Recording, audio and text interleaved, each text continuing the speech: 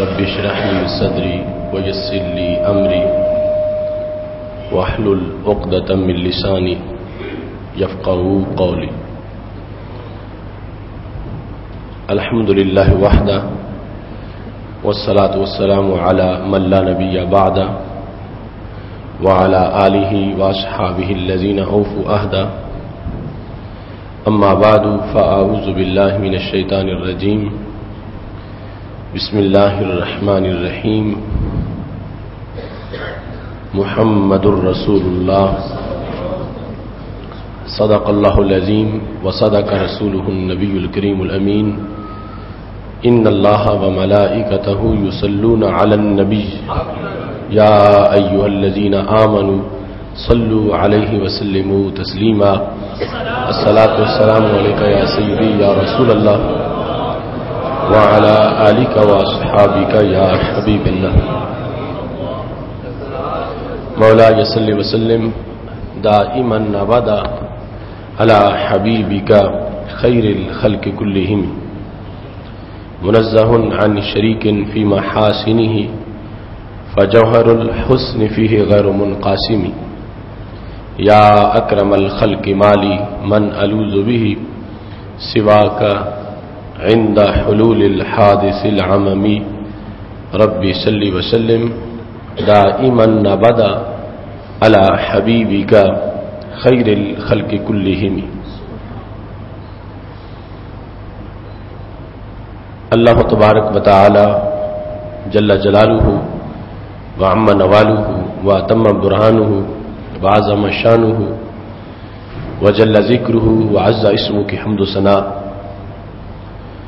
اور حضور پر نور شافع یوم النشور دستگیر جہاں غم گسار زمان سید سروران حامی بے قسم قائد الانبیاء محبوب کبریا احمد مجتبی جناب محمد مصطفیٰ صلی اللہ علیہ وآلہ وصحابہ وبارک وسلم کے دربار گہر بار میں ہدیہ درود و سلام عرض کرنے کے بعد نہایت ہی معزز و محتشم سامعین حضرات، رب ذوالجلال کے فضل اور توفیق سے آج خطبہ جمعۃ المبارک میں ہماری گفتگو کا موضوع ہے سیرت طیبہ اور خوش طبی. میری دعا ہے خالق کائنات جل جلالہ ہم سب کو قرآن و سنت کا فہم عطا فرمائے اور قرآن و سنت کے بلاغ و تبلیغ اور اس پر عمل کرنے کی توفیق عطا فرمائے. رب ذوالجلال نے رسول اللہ صلی اللہ علیہ وسلم کو جامع اخلاق عطا فرمائے اور آپ کو صاحب خلق عظیم قرار دیا. آپ کے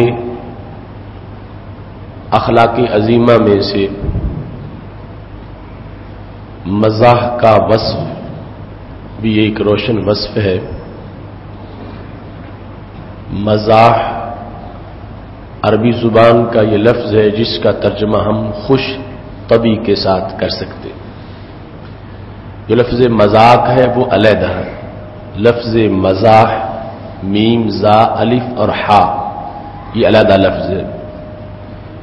رسول اللہ صلی اللہ علیہ وسلم کے اخلاق عالیہ میں خوش طبی کا وصف ایک روشن اوصاف کی طرح موجود تھا.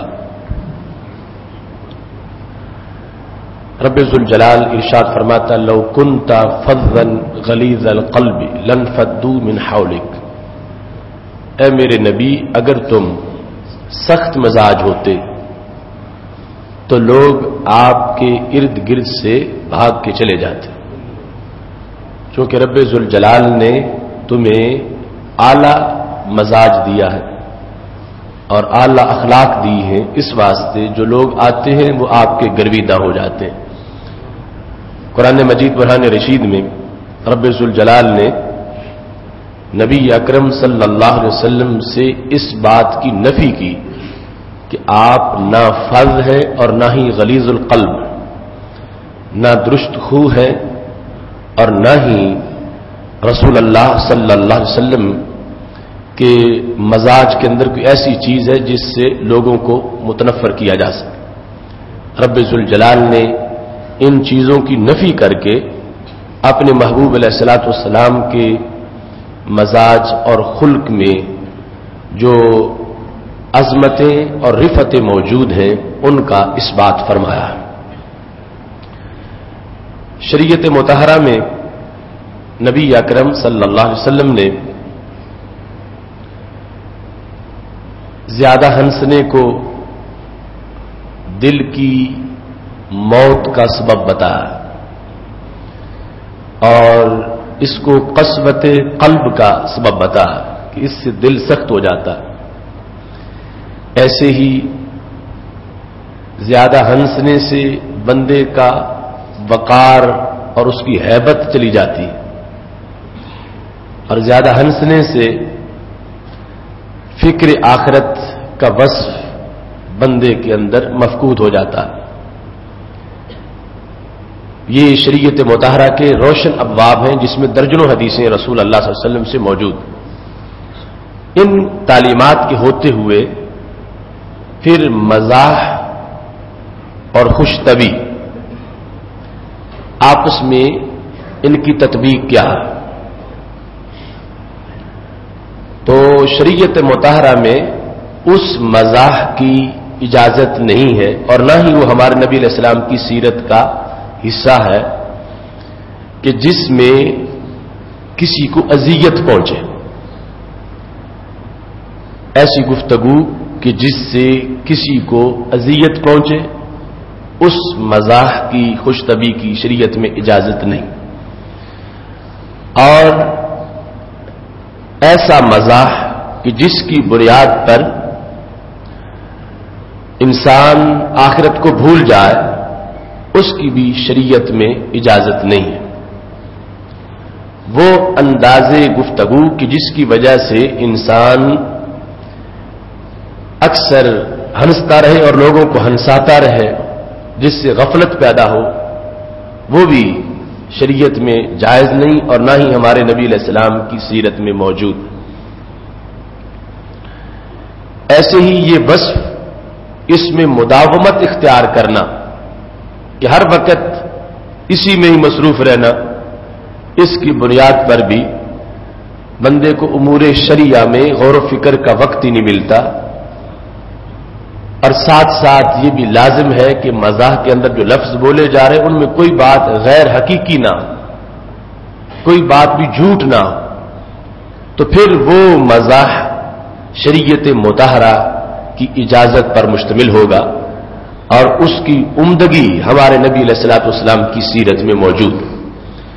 اور جو لوگوں کو ہنسانے کے لیے جھوٹ بولتا ہے یا ایسا مذاق کرتا ہے جس سے لوگوں کو اذیت پہنچے، یا یہ عمل ہر وقت کرتا رہتا ہے، تو اس سے شرعی طور پر منع کیا گیا ہے۔ اس شخص کی ہیبت ختم ہو جاتی ہے، اس کا وقار ختم ہو جاتا ہے، اس کا دل مردہ ہو جاتا ہے اور فکر آخرت سے وہ انسان دور ہو جاتا ہے۔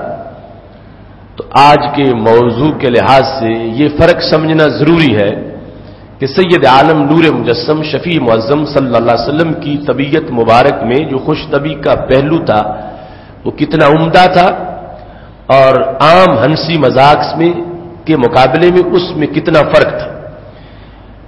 عام ہنسی مذاق اس کی شریعت میں اجازت نہیں ہے، اور رسول اللہ صلی اللہ علیہ وسلم سے جو چیز ثابت ہے اور جس کی شریعت میں اجازت ہے، ہمیں اس کو اپنے ذہن میں رکھنا چاہیے۔ سید عالم نور مجسم شفیع معظم صلی اللہ علیہ وسلم صحابہ کرام علیہم رضوان سے خوش طبعی فرماتے تھے، یہاں تک کہ چھوٹے چھوٹے بچوں سے بھی خوش طبعی فرماتے تھے۔ ایک موقع پر صحابہ نے کہا، انکا تداعبنا یا رسول اللہ صلی اللہ علیہ وسلم، آپ کا مقام نبوت، آپ کی بڑی شان اور آپ کی زبان جو بیان شریعت کے لیے ہے، تو اس کے باوجود آپ ہمارے ساتھ خوش طبعی بھی فرماتے ہیں۔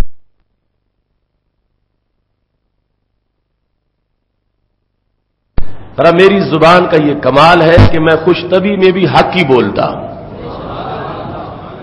کہ میرا خوش طبی کا وقت جو ہے وہ بھی شریعت ہی بیان کرتا ہے، میری خوش طبی میں بھی حکمتیں ہوتی ہیں، اور میری خوش طبی کے اندر بھی امت کا قیامت تک کے لیے فائدہ ہوتا ہے۔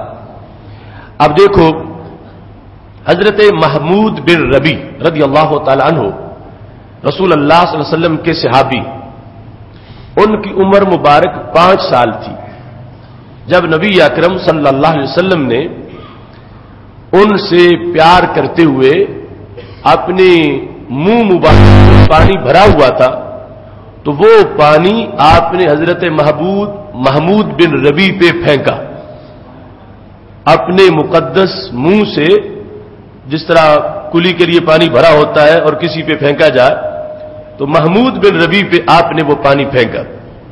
یہ خوش طبی کا ایک انداز تھا۔ اب اس سے کتنا بڑا فائدہ محمود بن ربی کو حاصل ہوا کہ جب وہ 6 سال کے ہوئے، 7 سال کے ہوئے، ابھی تھوڑی عمر تھی کہ رسول اللہ صلی اللہ علیہ وسلم وصال فرما گئے۔ اب ان کا یہ گریڈ متعین کیا جانا تھا کہ کیا یہ صحابی بنتے ہیں یا نہیں بنتے۔ تو ان سے پوچھا گیا کہ تمہیں کون کون سی حدیث نبی علیہ السلام کی یاد؟ تو محمود بن ربی اب 5 سال کے بچے کو کیا فرامین یاد ہوں گے؟ تو انہوں نے سارا اپنا ماضی اور بچپن اس میں غور کیا، تو انہوں نے کہا ہاں مجھے یہ یاد ہے کہ نبی علیہ الصلوۃ والسلام نے اپنے منہ مبارک میں پانی لے کر مجھ پہ وہ پانی پھینکا تھا۔ تو اس ایک واقعہ نے ان کو شرف صحبت کے لحاظ سے نامزد کر دیا۔ رسول اللہ صلی اللہ علیہ وسلم کی ملاقات بھی ہوئی ہے، دیدار بھی ہوا ہے، اور اتنی یاداشت ان کی ہے کہ نبی اکرم نور مجسم شفیع معظم صلی اللہ علیہ وسلم نے اپنے منہ مبارک میں پانی لے کر پیار کرتے ہوئے ان پر پھینکا تھا۔ تو اس ایک واقعے میں جو خوش طبی کا انداز تھا، تاریخ میں کتنا بین ثبوت حضرت محمود بن ربی کے لیے واضح کر دیا کہ اس ایک روایت کی بنیاد پر حضرت محمود بن ربی کو صحابی شمار کیا جاتا ہے۔ سید عالم نور مجسم شفیع معظم صلی اللہ علیہ وسلم کا یہ انداز، اس کے اندر برکتیں کتنی تھیں۔ بنت ام سلمہ جو چھوٹی سی بچی تھیں، نبی اکرم صلی اللہ علیہ وسلم نے ایسے ہی ان پر پانی پھینکا تو جمع الوسائل شرح شمائل میں موجود ہے، وہ بوڑھی ہو گئیں لیکن پھر بھی ان کے چہرے پر رونق وہی پہلی عمر والی باقی رہی۔ سید عالم نور مجسم شفیع معظم صلی اللہ علیہ وسلم کے منہ مبارک سے جو پانی ان کے چہرے پہ گرا، تو اس مزاح کی بنیاد پر عمر اس وقت ان کی 4-5 سال کی تھی، لیکن بڑھاپے میں جب پہنچ گئیں تو پھر بھی چہرے کی رونق برقرار رہی، چہرے پر بڑھاپے کے آثار نمودار نہیں ہوئے، اس واسطے کہ رسول اللہ صلی اللہ علیہ وسلم کی خوش طبی کی بہاریں ان کو میسر آئی ہے۔ فرمایا یا ذل اذنین، جس کا لغوی معنی ہے کانوں والے، اذن کان کو کہتے ہیں، یا ذل اذنین، اے کانوں والے۔ اب کان تو ہر انسان کے ہوتے ہیں، اور عمومی طور پر ہمارے عرف میں جس کے بڑے ہیں اس کو کہا جاتا ہے کانوں والے۔ تو رسول اللہ صلی اللہ علیہ وسلم نے یا ذل اذنین کہا، اے کانوں والے۔ کان سب کے ہے، مگر اس کے باوجود یہ انداز تو خوش طبی کا تھا، اور اس میں یہ واضح کر دیا کہ کان کی وضع رب نے اس لیے کی ہے کہ یہ سنے، اور عام نہیں حق سنے۔ تو چونکہ حضرت انس بن مالک رضی اللہ تعالی عنہ کی عمر بالکل چھوٹی تھی جب ان کی امی نبی علیہ السلام کے پاس ان کو لے آئیں اور کہا یہ آپ کا خادم ہے، یہ آپ کی خدمت کرے گا، آپ اس کے لیے دعا فرما دیں۔ حضرت انس بن مالک رضی اللہ تعالیٰ عنہ چھوٹی عمر میں بھی بڑی توجہ کے ساتھ بات سنتے تھے، اور بڑی توجہ کے ساتھ سن کے بات سمجھتے تھے اور یاد کر لیتے تھے۔ تو نبی علیہ الصلوۃ والسلام نے خوش طبی بھی کی ہے، اور ساتھ ان کو یہ اعزاز بھی دیا ہے کہ تم وہ ہو جو کانوں کا حق ادا کر رہے ہو، کہ جو کان کا حق ہے وہ حق تم ادا کر رہے ہو، حق سنتے ہو، حق سمجھتے ہو، اور اپنے کانوں کو تم حق کی طرف متوجہ کرتے ہو.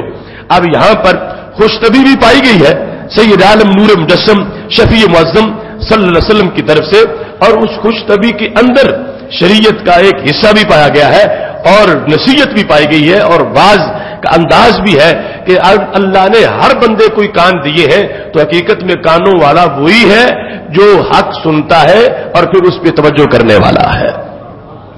ورنہ قرآن مجید برہان رشید میں رب ذوالجلال نے کہا سم بکم عمی فہم لا یرجعون, کانوں والوں کو رب نے بہرا کہہ دیا, آنکھوں والوں کو رب نے اندھا کہہ دیا. کیوں؟ کہ جس مقصد کے لیے وہ مقصد وہ آنکھیں پوری نہیں کرتی, جس مقصد کے لیے وہ مقصد وہ کان پورے نہیں کرتے, تو ان کا کان ہونا اللہ نے کلدم قرار دے دیا کہ ان کے کان ہی نہیں ہیں, ان کی آنکھیں نہیں ہیں. کیوں؟ کہ جس مقصد کے لیے ہے ان کے لیے ان کانوں اور آنکھوں کو استعمال نہیں کیا جا رہا. تو میرے محبوب علیہ الصلوۃ والسلام نے فرمایا میرے پاس بیٹھنے والے بندے ہی اصل میں کان والے ہوتے ہیں اور میری باتیں سننے والے ہی اصل میں کان کے مالک ہوتے ہیں, کان والے ہوتے ہیں. تو بظاہر مزاح بھی ہے, خوشطبی بھی ہے, اور اس کے اندر حقیقت اور شریعت کا بیان بھی موجود ہے. حضرت انس بن مالک رضی اللہ تعالیٰ عنہ کہتے ہیں کان یخالطنا, کہ ہمارے نبی علیہ الصلوۃ والسلام ہم سے یعنی ہمارے سب گھر والوں کے ساتھ آ کے ہم سے ملاقات کرتے تھے اور خوشطبی فرماتے تھے. یہاں تک کہ حضرت انس بن مالک کہتے ہیں اتنا نبی علیہ الصلوۃ والسلام کا ہم پہ کرم تھا کہ جو بڑی عمر کے تھے وہ تو بڑے رہ گئے. حضرت انس کے ایک بھائی چھوٹی عمر کے, چونکہ یہ خود ان کی عمر 10 سال ہے تو بھائی جو چھوٹے ان کی مزید چھوٹی ہے, تو ان کے پاس بلبل کا بچہ ہوتا تھا اور وہ اس بچے کے ساتھ کھیلتے تھے. وہ بچہ مر گیا تو انس کے بھائی غمگین حالت میں بیٹھے. تو ہمارے نبی علیہ الصلوۃ والسلام کا خلق اتنا اعلیٰ ہے کہ آپ نے اس بچے کا غم دور کرنے کے لیے بھی اسے خوشطبی فرمائی. فرمانے لگے یا ابا عمیر ما فعل النغیر, اے ابو عمیر کیا بنا تیرے بلبل کا. اب ایک ہے کہ کوئی بہت بڑا حادثہ ہو جائے تو پھر کسی کا غم بانٹنا. ہمارے نبی علیہ الصلوۃ والسلام یعنی شان کتنی اونچی ہے, مقام کتنا بڑا ہے, اور مزاج پوچھنے پہ آیا تو بچے کا بھی پوچھا ہے اور خیریت اس کی بھی دریافت کی ہے, اور اس پر جو غم کے سائے پریشانی اسے جو ہو گئی ہے کہ میرا پرندہ فوت ہو گیا ہے, تو نبی علیہ الصلوۃ والسلام نے اس کا درد بانٹنے کے لیے بھی جملہ بول دیا ہے یا ابا عمیر ما فعل النغیر. حضرت انس بن مالک اس بات کو نوٹ کر کے حقیقت سے بیان کرتے ہیں, کہتے ہیں کہ نبی علیہ الصلوۃ والسلام کا جو خلق ہے اور آپ جو لوگوں کی خیریت دریافت کرتے ہیں اور آپ جو خوشطبی فرماتے ہیں بڑے تو بڑے رہ گئے. فرمایا یہاں تک کہ میرا چھوٹا بھائی اور اس کی یہ صورتحال کہ اپنے اس بلبل کے بچے کے مر جانے پر جب وہ پریشان ہوا ہے تو ہمارے نبی علیہ الصلوۃ والسلام نے اس کا بھی حال پوچھا ہے. حضرت انس بن مالک اس کو اپنا ایک شرف سمجھتے ہیں, اپنا اعزاز سمجھتے ہیں کہ ہمارے محبوب علیہ الصلوۃ والسلام اتنا ہم پہ کرم فرماتے تھے کہ چھوٹے سے بچے کے لیے بھی محبوب علیہ الصلوۃ والسلام نے یہ جملہ بولا ہے. اب میں نے جو شروع میں کہا کہ ہر وصف کے اندر ہر جملے میں احکام موجود ہیں. اب اس جملے پر محدثین نے بحث کرتے ہوئے اس سے بہت سے مسائل حل کر لی. پہلے نمبر پر تو کہنے لگے کہ یہ ضروری نہیں کہ کسی کا کوئی بچہ ہو بیٹا ہو تو پھر اس کی کنیت استعمال کی جائے, ویسے بھی کنیت بنائی جا سکتی ہے. اب حضرت انس کے بھائی کی عمر چھوٹی سی ہے, ابھی شادی بھی نہیں ہوئی, اولاد نہیں ہے, لیکن پھر بھی نبی علیہ السلام نے ابو عمیر فرمایا. تو ابو عمیر کا لفظ ہمارے نبی علیہ السلام کی زبان سے ایک بچے کے لیے نکلنا, اس سے یہ پتہ چلتا ہے کہ کنیت کے لیے لازم نہیں کہ کسی کا کوئی بیٹا ہو تو پھر اسے اس کا باپ کہا جائے, چونکہ ابو کا لفظ جو ہے وہ والا کے معنی میں استعمال ہوتا ہے. ابو الخیر خیر والا, ابو الوفا وفا والا. تو اس بنیاد پر ہمارے محبوب علیہ الصلوۃ والسلام نے ایک بچے کے ساتھ بولتے وقت بھی جب ابو عمیر کا لفظ استعمال فرمایا ہے, اس سے محبوب علیہ الصلوۃ والسلام نے بول چال کے جو ضوابط اور شرعی جو قانون ہیں ان کو اپنی زبان مبارک سے واضح فرما دیا ہے. اور ساتھ ہی یہ بھی بتا دیا کہ جانتے ہوئے بھی کسی سے پوچھنا یہ کوئی جھوٹ نہیں ہے. اب سرکار کو پتا ہے کہ اس کا بلبل مر گیا ہے، یہ جانتے ہیں، لیکن جاننے کے باوجود پوچھتے ہیں ما فعل النغیر، کیا بنا بلبل کا؟ تو پتا چلا کہ جانتے ہوئے بھی کسی کا دل بہلانے کے لیے اس سے بات پوچھی جا سکتی ہے. پتا ہے کہ کیا حادثہ ہوا، کیا واقعہ ہوا، ملاقات کرتے ہو، تمہیں پتا ہے کہ اس دوست کا یہ نقصان ہو گیا، پھر پوچھتے ہو کیا ہوا تجھے. تو یہ جواز فراہم کیا میرے محبوب علیہ الصلوۃ والسلام کی اس جملے میں کہ ایسی صورتحال میں جب کوئی پوچھ رہا ہے تو یہ نہ کہو کہ یہ جان بوجھ کے جاہل بنا ہوا ہے، پتہ سب کچھ ہے اور پھر کہتا ہے کیا ہوا.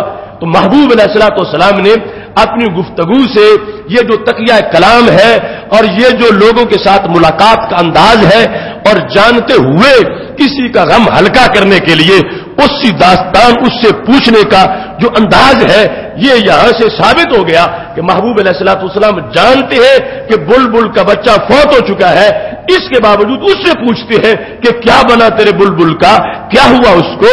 تو شریعت نے اس جملے سے بھی امت نے سمجھ لیا کہ ہمارے نبی علیہ الصلوۃ والسلام اگر ایک بچے سے خوش طبی کے طور پر بھی لفظ بولے تو وہ جملہ بھی رائے گاہ نہیں جاتا، اس سے بھی درجنوں مسائل ثابت ہو جاتے ہیں. اور پھر یہاں سے یہ بھی پتا چل گیا کہ گفتگو کرتے وقت مکفہ مسجع لفظ بولنا، ہم وزن، شریعت میں اس کی اجازت موجود ہے. نبی علیہ الصلوۃ والسلام نے دونوں لفظ جوڑ کے بول دیے، یا ابا عمیر ما فعل النغیر. یہ ابو عمیر اور نغیر یہ آخر میں دونوں راہ پر ختم ہو رہے ہیں. تو اس طرح کی گفتگو وہ شریعت میں جائز ہے. اگر کوئی شخص تقریر کرتے وقت، گفتگو کرتے وقت ایک طرح کے الفاظ بولتا جا رہا ہے تو اس جملے سے یہ پتا چلتا ہے کہ یہ بولنے کی اجازت ہے، اس طرح بولا جا سکتا ہے. چونکہ محبوب علیہ الصلوۃ والسلام نے گفتگو فرماتے وقت عمیر اور نغیر کا وزن آپس میں جوڑ کے گفتگو فرمائی تھی. تو اس بنیاد پر اگر کسی کی طبیعت ایسی ہے اور اس کو ایسا استعداد اس میں موجود ہے، تصنع اور بناوٹ نہ ہو، تو اس کے لحاظ سے شریعت مطہرہ نے یہ واضح کر دیا کہ ایسے لفظ جب مسلسل بولتا جائے گا تو اس سے آگے لوگ جو سامعین ہیں ان کی طبیعت کے اندر ایک نکھار پیدا ہوگا، ایک بلبلہ اور جوش پیدا ہوگا. تو شریعت مطہرہ نے گفتگو اور کلام کا جو طریقہ ہے وہ بھی اس اخذ کر کے لوگوں کے سامنے واضح فرما دیا. رسول اللہ صلی اللہ علیہ وسلم کے پاس ایک صحابی آتے تھے، ان کا نام ظاہر تھا، ذا کے ساتھ. وہ دیہاتی تھے اور دور دراز دیہات سے چل کے ہمارے نبی علیہ السلام کے پاس تشریف لاتے تھے، حاضر ہوتے تھے اور وہ دیہاتی تحائف ساتھ لاتے تھے. رسول اللہ صلی اللہ علیہ وسلم ان کے تحائف کو قبول کر لیتے تھے. دیہات میں جو چیزیں ہوتی ہیں، جو فصل پکا ہے، جو اس طرح کی جہاد کی پروڈکشن ہے، وہ لے کر آتے اور رسول اللہ صلی اللہ علیہ وسلم جب ان کو مدینہ شریف سے رخصت کرتے تو شہر کی بہت سی چیزیں ان کو تحفے کے طور پر پیش فرماتے، عطا فرما دیتے. اب آپ نے اس اپنے صحابی سے جو اپنا تعلق بیان کیا، اتنا خوبصورت جملہ بولا، فرما ان ظاہرا بادیتنا ونحن حاضروہ. فرما یہ ظاہر جو ہے یہ ہمارا دیہات ہے اور ہم اس کے شہری ہیں. ظاہرا بادیتنا، فرما یہ ہمارا دیہات ہے، دیہات والی ساری چیزیں ہمارے پاس لے آتا، یہ ہمارا دیہات ہے اور ہم اس کے شہری ہیں. حاضروہ، اس کو جو شہر کی چیزوں کی ضرورت ہوتی ہے ہم اس کو دے دیتے ہیں اور ہم اس کو نوازتے ہیں اور ہمیں دور دراز دیہاتوں میں جا کر وہ چیزیں لینے کی ضرورت نہیں پڑتی. اب کتنا اس کے اندر جو اپنائیگی ہے اور کتنا پیار ہے. فرمایا یہ ظاہر ہمارا دیہات ہے، یعنی دیہات میں رہ کر ہمیں دیہات والا ماحول فراہم کرتا ہے، دیہات میں رہ کر ہمارے پاس دیہات والی سوغاتیں لاتا، دیہات میں رہ کر ہمیں دیہات یاد کراتا، دیہات میں ہوتا ہے ہمارے پاس آتا ہے اور پھر ہمیں وہ دیہات کی جو چیزیں ہیں ان کے لحاظ سے اپنی محبت پیش کرتا ہے. تو نبی اکرم نور مجسم شفیع معظم صلی اللہ علیہ وسلم نے اس محبت اور خوشطبی کے انداز میں حالانکہ آپ یہ سمجھو کہ جن کے لیے مشتاق ہیں حور و غلمان کہ ہمیں خدمت کا موقع دیا جائے، وہ کسی دیہاتی کے تحفے کے محتاج کب ہے؟ اس کے باوجود ان کے ہاں محبتوں کو خراج اتنا ملتا ہے اور محبتوں کو ریسپانس ایسا ملتا ہے کہ اس سادے سے صحابی دیہاتی کو نبی علیہ السلام نے کہاں پہ اونچا بنا کے پیش کر دیا، فرمایا یہ ہمارا دیہات ہے اور ہم اس کے لیے شہری ہیں۔ تو پاک محبوب علیہ الصلوۃ والسلام کے دربار میں جو خوش طبی ہے اس کا پس منظر بھی سامنے آ گیا، اور ساتھ یہاں حدیث میں لکھا ہوا کانا یحبہ، ہمارے نبی علیہ السلام ان سے پیار کرتے تھے۔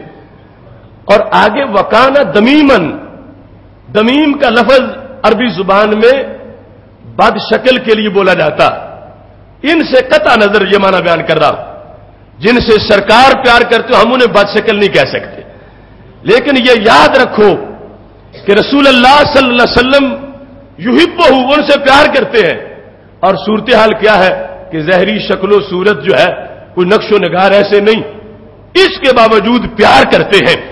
تو اس سے یہ پتا چلا کہ ہمارے نبی علیہ السلام کی طبیعت مبارک رب ذوالجلال نے کتنی عمدہ بنائی ہے کہ خالق کائنات کے بارے میں نبی علیہ السلام نے فرمایا ان اللہ لا ينظر الى صورکم ولکن ينظر الى قلوبکم، اور رب تمہاری شکلیں نہیں دیکھتا، رب تمہارے دل دیکھتا ہے۔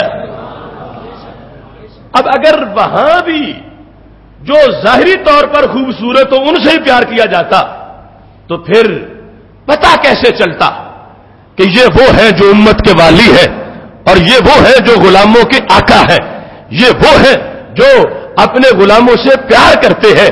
وہاں پر میرٹ ظاہری گورا رنگ نہیں، وہاں پر میرٹ ظاہری نقش و نگار کا حسن نہیں، جس طرح رب ذوالجلال نے معیار رکھا ہے وہی معیار میرے نبی علیہ السلام کے دربار میں موجود ہے۔ کان دمیمن، وہ ظاہر دمیم تھے، یعنی ظاہری حسن و جمال نہیں تھا، لیکن اس کے باوجود حدیث میں ہے کانا یحبہ، نبی علیہ السلام نے انہیں اپنا محبوب بنا رکھا تھا۔ ان کو محبوب بنا کر رسول اللہ صلی اللہ علیہ وسلم نے قیامت تک کے غلاموں کو یہ پیغام بھیج دیا کہ کوئی بھی میرا دیوانہ مجھ سے پیار کرتے وقت اپنی کسی طرح بھی وہ احساس کمتری کا شکار نہ ہو کہ چونکہ میرے پاس پیسے تھوڑے ہیں، چونکہ میرے پاس حسن و جمال نہیں ہے، شاید میری محبت ریجیکٹ ہو جائے۔ تو نبی علیہ الصلوۃ والسلام نے خوش طبی کے انداز میں یہ بھی واضح فرما دیا کہ ہم ظاہر کو نہیں باطن کو دیکھتے ہیں، جس کا دل جتنا ستھرا ہے ہم اس کو اتنا ہی اپنا بڑا محبوب بنا لیتے ہیں۔ اب اس صحابی کو جو معراج ملی میرے نبی علیہ السلام کی طرف سے، آپ اس کا اندازہ نہیں لگا سکتے، چونکہ دیہات سے چیزیں مدینہ شریف میں لاتے تھے، بیچتے تھے۔ تو ایک دن بازار میں بیٹھے ہوئے تھے، یبیع متاعہ، اپنا سودا سامنے رکھ کے، رسول اللہ صلی اللہ علیہ وسلم پیچھے سے تشریف لا اور یہ اپنے خیال میں بیٹھے۔ نبی اکرم نور مجسم شفیع معظم صلی اللہ علیہ وسلم جب قریب پہنچے تو آپ نے پیچھے بیٹھ کے ان کی بغلوں کے نیچے سے ہاتھ نکال کے ان کی دونوں آنکھوں پہ رکھ لی۔ یعنی حدیث شریف میں یہ ذکر ہے، اوپر کندھوں سے نہیں، بغلوں کے نیچے سے ہاتھ کر کے ان کی دونوں آنکھوں پہ رکھ لیے۔ کیا مقدر ہے اس انسان کا کہ علم نشرح کے سینے نے اسے اپنے ساتھ لگا لیا۔ دنیا کہتی ہے دمیم ہے کہ حسن و جمال نہیں، لیکن رسول اللہ صلی اللہ علیہ وسلم نے جن کے نالین کے لیے کائنات کی عظیم چیزیں تڑپتی ہیں، میرے محبوب علیہ السلام پیچھے بیٹھ کے بغلوں کے نیچے سے ہاتھ آگے کر کے جب اس کی آنکھوں پہ رکھے تو ظاہر نے کہا من ھذا، یہ کون ہے کہ جس نے میری آنکھوں پہ ہاتھ رکھ لیا ہے، ارسلنی، مجھے چھوڑ دو، یہ بولا، اور ساتھ ہی رسول اللہ صلی اللہ علیہ وسلم کی خوشبو محسوس ہونے لگی۔ پتہ چل گیا کہ میرے نبی علیہ السلام بیٹھے، سرکار ابھی نہیں بولے۔ تو حضرت ظاہر نے موقع کو غنیمت سمجھا، سرکار پیچھے بیٹھے تھے، درمیان میں بھی فاصلہ تھا، اور بازو نیچے بغلوں سے کر کے آنکھوں پہ رکھے ہوئے تھے۔ ظاہر کو پتہ چل گیا کہ یہ تو وہ ہیں جو میری روح کے محبوب ہیں۔ انہوں نے اپنے آپ کو ڈھیلا چھوڑ دیا، لا یعلو ما الصق ظہرہ، اپنی پوری پیٹھ سرکار کے سینے سے لگا دے کہ یہ موقع کسے ملے گا جو موقع رب نے مجھے عطا فرمایا ہے. اب سید عالم نور مجسم شفیع معظم صلی اللہ علیہ وسلم پیچھے بیٹھے ہیں اور یہ دمیم انسان جنہیں دنیا کہتی ہے کہ شکل و صورت والے نہیں، یہ سرکار کے سینے کے ساتھ اپنی پیٹھ لگا کے بیٹھے ہیں. ورنہ کبھی بھی ایسا نہ ہوتا. کیوں؟ یہ سمجھتے کہ یہ بے ادبی ہے کہ میری پشت سرکار کی طرف ہو جا. یہ ترجیح دیتے کہ میں قدم چوموں اپنے محبوب کے. لیکن سرکار نے خود موقع ہی ایسا بنا دیا ہے کہ خود پیچھے بیٹھے ہیں تو انہوں نے اپنے آپ کو پیچھے کہتے لا یعلو ما السک زہرا، کوئی کمی نہیں رہنے دی اپنی پشت کو سرکار کے بدن کے ساتھ لگانے میں. پوری طرح اپنی پوری کمر جو ہے سرکار کے سینے کے ساتھ لگا دی ہے اور اب اس پہ اکتفا کیا ہے کہ محبوب جیسے تم نے بٹھایا ہے ایسے مجھے بٹھائے رکھو. اب میں نہیں کہوں گا کہ ہر چلنی جو ہے مجھے چھوڑ دو. اب میرے محبوب علیہ الصلوۃ والسلام نے جس وقت دیکھا اپنے اس خادم کو، وہ ظاہر جنہیں کہا یہ ہمارا دیہات ہے، ان کے ساتھ خوشطبی فرما رہے ہیں. چشم فلک حیران ہے کہ کیا عظمتیں ہیں میرے محبوب علیہ السلام کی، اور پھر کیا کرم ہے اپنے غلاموں پر، کتنا پیار کر رہے ہیں. ایسی صورتحال میں میرے محبوب علیہ الصلوۃ والسلام نے جملہ بولا، من یشتری ھذا العبد، کون یہ غلام خریدے گا؟ کون یہ غلام خریدے گا؟ حالانکہ شریعت نے آزاد کو تو بیچنے کی اجازت ہی نہیں دی، اور یہ ظاہر کوئی غلام نہیں تھے، آزاد تھے، آزاد کو بیچے نہیں جا سکتا. من یشتری ھذا العبد، کون یہ غلام خریدے گا؟ تو حضرت ظاہر کہنے لگے لا تاجدونی قاصدا، محبوب مجھے بیچ کے کیا کرنا ہے، میری تو کوئی قیمت ہی نہیں لگے گی. لا تاجدونی قاصدا، میں تو بالکل سستے داموں بک جاؤں گا، میرا تو کوئی ریٹ ہی نہیں لگے گا. اگلا جملہ میرے نبی علیہ السلام نے بولا، فرمایا وہ اور ہیں جن کے ہاں تیرا ریٹ نہ ہو. انت عند اللہ غالن، اور میرے رب کے دربار میں تو بڑا ہی قیمتی ہے.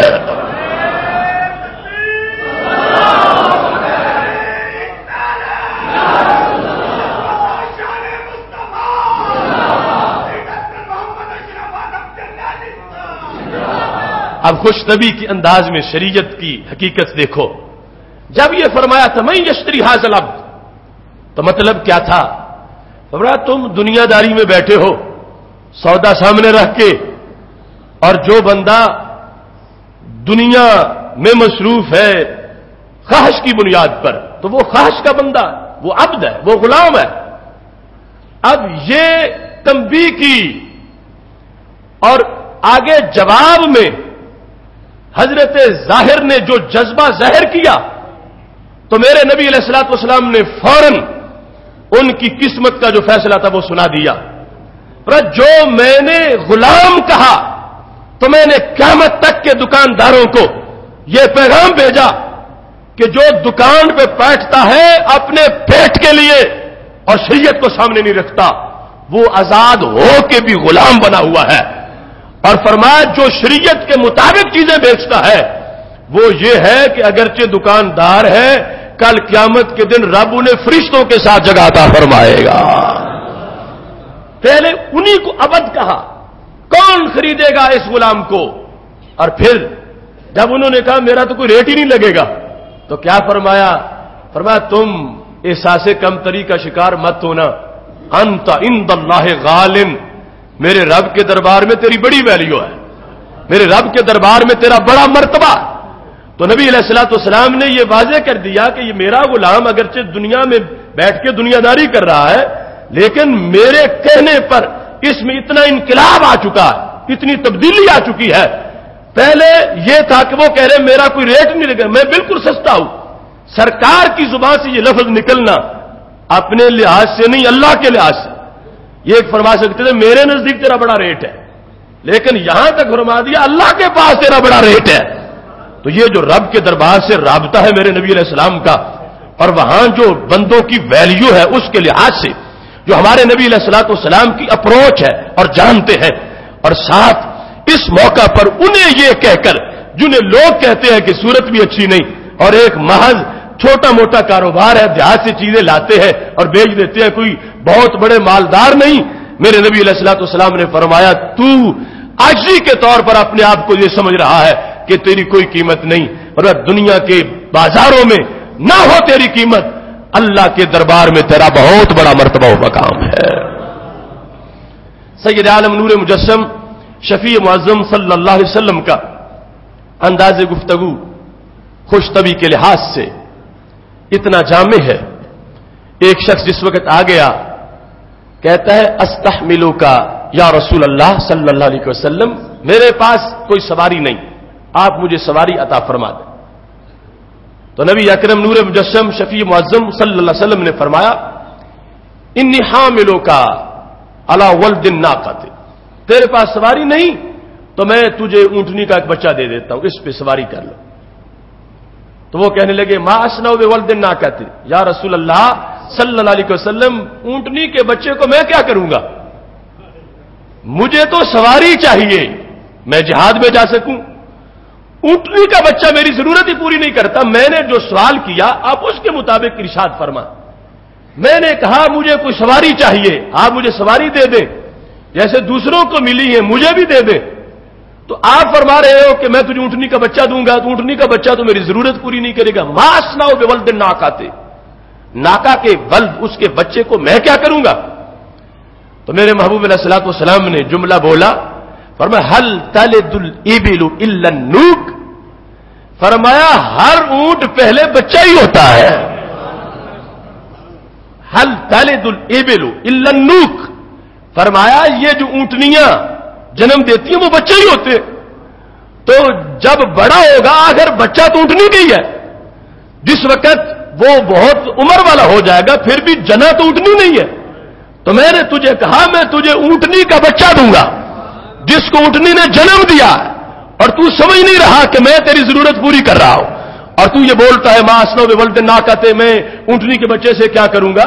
اور میں جنم دیا اس کو بھی اونٹنی نے جو 5 سال کا ہو چکا ہے اور بوجھ اٹھا رہا ہے.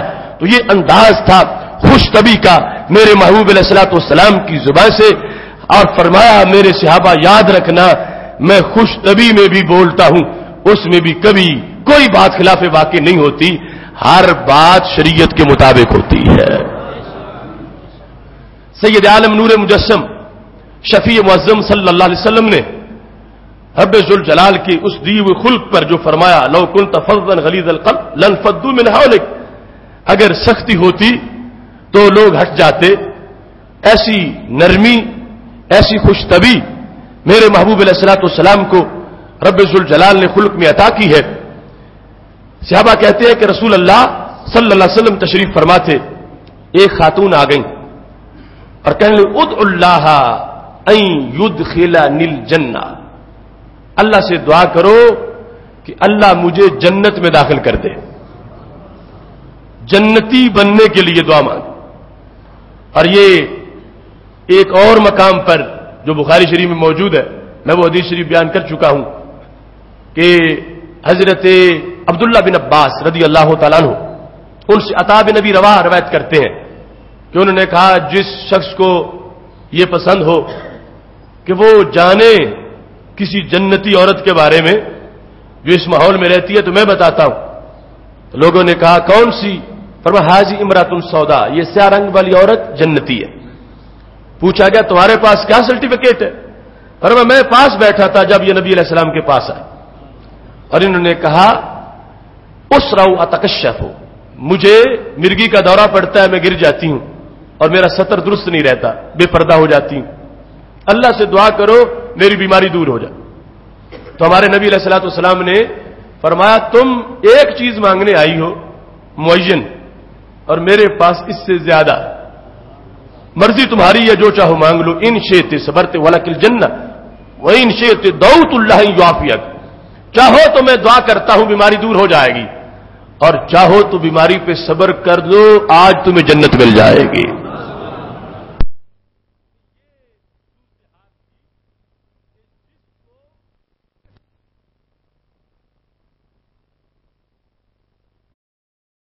ایسے قصے بنائے ہوئے کہ جن کا کام جھوٹ کی بنیاد پر لوگوں کو ہنسانا، جھوٹ بول کر لوگوں کو خوش کرنا ہے اور جھوٹ بول کر لوگوں کی طبیعت کو حشاش بشاش کرنا ہے، شریعت مطہرہ میں اس انداز کی اجازت نہیں ہے۔ میرے نبی علیہ السلام نے خوش طبی میں بھی سچ کو مقدم کیا اور سچ ہی کی وجہ سے خوش طبی کی اجازت دی، اور پھر وہ کہ کبھی شاذ و نادر، کبھی کبھی، ہر وقت اسی کام میں لگے رہنے کی اجازت شریعت نے نہیں دی۔ اس صورتحال پر شریعت نے یہ فیصلہ سنایا کہ جو کثرت دیکھ ہے ان یمیت القلب، اس سے دل مردہ ہو جاتا، دل مردہ ہو جاتا ہے۔ جتنی ڈوز چاہیے انسانیت کے لیے وہ سرکار نے اجازت دی، اور اس سے بڑھ کر رب اس سے قسوت قلب، دل کی سختی پیدا ہوتی ہے، دل مردہ ہو جاتا ہے، انسان کی ہیبت ختم ہو جاتی ہے جو ہر وقت اس انداز میں لگا رہے، اور اس کا وہ انداز ہنسی مذاق کہلائے گا، اسے مزاح نہیں کہیں گے۔ مزاح وہ ہے جو سید عالم نور مجسم شفیع معظم صلی اللہ علیہ وسلم کی طبیعت مبارک میں موجود ہے، آگے صحابہ میں بھی اس کی مثالیں موجود ہیں، تابعین میں موجود ہے، امت مسلمہ میں آج تک وہ وصف بھی رائج ہے۔ لیکن جس طرح ہر چیز جو ہے اس میں آلودگی اور ملاوٹ کا ایک اندیشہ موجود ہے، تو اس وصف کے لحاظ سے بھی پہچان کے ساتھ ہر انسان کو اپنے خلق میں مزاح والے پہلو کو، اس کا حصہ اپنے خلق میں رکھنا چاہیے، اور اسے سنت سمجھ کر جو انسان اپنانے والا ہے، رب ذوالجلال اس پر بھی بندے کو اجر عظیم عطا فرمانے والا ہے۔ آج اس جمعۃ المبارک کے موقع پر میں اہل سنت و جماعت کی چند مقتدر شخصیات کے اصال ثواب کے لحاظ سے اعلان کر رہا ہوں۔ حضرت مفتی محمد عبدالشکور ہزاروی صاحب رحمہ اللہ تعالی وزیر آباد میں زندگی بھر جو دین متین کی خدمت کرتے رہے، ان کا گزشتہ دنوں وصال ہوا۔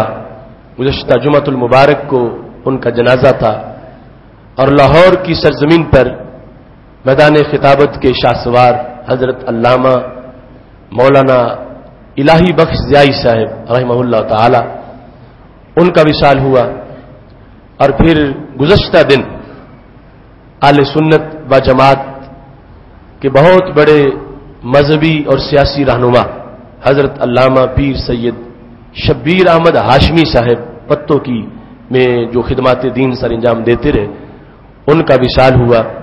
انہوں نے تحریر اور تقریر کے لحاظ سے ملت کی بہت بڑی خدمت کی، بالخصوص ختم نبوت کے مسئلے پر انہوں نے بہت زیادہ کام کیا، اور نظام مصطفیٰ صلی اللہ علیہ وسلم کے نفاذ کی خاطر قائد اہل سنت حضرت مولانا شاہ احمد نورانی صدیقی رحمہ اللہ تعالی کے دست راست رہے۔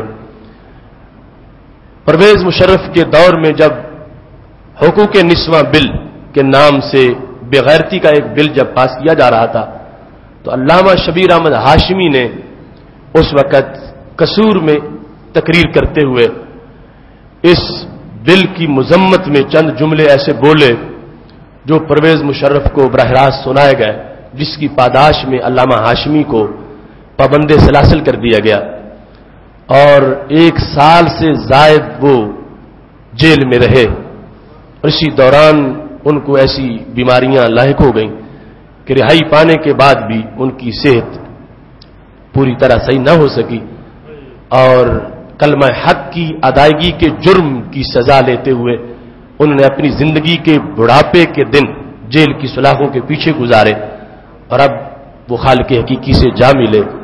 میری دعا ہے رب ذوالجلال اکابرین اہل سنت کے کردار کو اپنے دربار میں قبول فرمائے۔ تمام حضرات 1 بار الحمد شریف اور 3 بار کل شریف پڑھ کے مل کریں تاکہ ان کی ارواح کو ایصال ثواب کیا جا سکے۔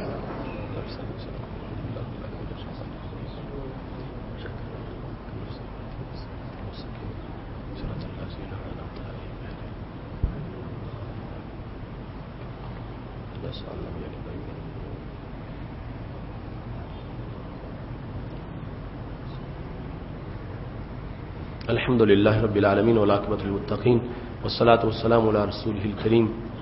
یا الہ العالمین، جو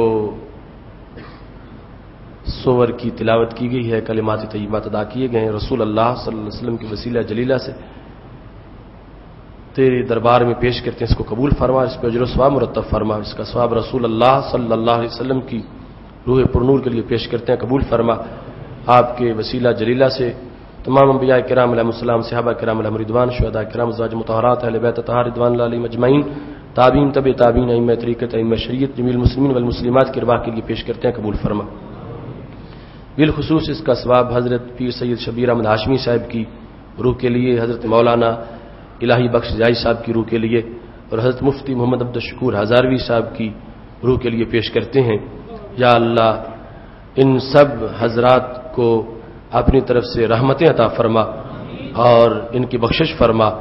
یا الہ العالمین ان کی قبر کی منزلیں آسان فرما۔ یا الہ العالمین جو کچھ ہم نے تلاوت کی ہے اس کا ثواب شیخ محمد اسلم صاحب کی عالیہ محترمہ کی روح کے لیے اور صوفی محمد عبد الرشید صاحب کے شیخ محترم جن کا پچھلے دنوں وصال ہوا ان کی ارواح کے لیے پیش کرتے ہیں، قبول فرما۔ حاضرین کے جتنے متعلقین کا وصال ہو چکا ہے سب کی ارواح کے لیے پیش کرتے ہیں، قبول فرما۔ یا الہ العالمین رسول اللہ صلی اللہ علیہ وسلم کے عظیم مرتبہ کے طفیل ہم سب کو فکر آخرت عطا فرما اور قبر کی تیاری کی توفیق عطا فرما۔ میرے مولا ہم سب کے گناہوں کو معاف فرما۔ وصلی اللہ تعالی علی حبیبہ خیر خلقہ سیدنا و مولانا محمد و آلہ و اصحابہ اجمعین۔